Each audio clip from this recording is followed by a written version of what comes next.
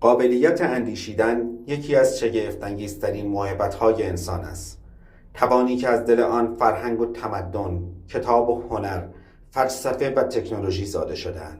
تفکر ما را از زیست غریزی جدا کرد و امکان معنا، انتخاب و خلاقیت را برایمان فراهم ساخت. اما گاهی همین نیروی بزرگ علیه ما به کار می‌افتد. ذهن به جای آنکه ابزار ما باشد، حاکم ما می‌شود. بیوقفه میتازد، گذشته را میکاود، آینده را پیشخور میکند و میان خاطره و پیشبینی در رفت و آمد است. در حالی که جسممان در اکنون است، ذهنمان در جایی دور از این لحظه سرگردان میچرخد.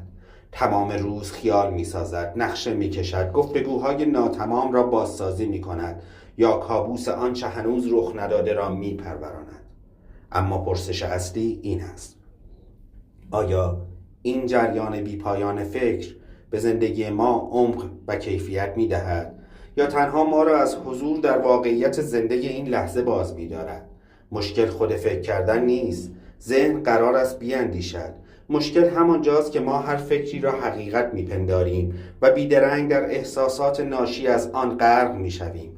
ما به جای تماشای افکار با آنها یکی میشویم، با خشم، اندوه، نگرانی، پشیمانی، در حالی که میتوانیم یاد بگیریم میان خود و محتوای ذهنمان فاصله بگذاریم، به تماشاگر بدل شویم، نه بازیگر بی اختیار صحنه ذهن. گذشته سپری شده و آینده هنوز نیامده است. زندگی در هیچ کدام جریان ندارد. آنچه در کف داریم همین لحظه است، اکنون، اینجا که میتوان دید، نفس کشید، شنید و زیست.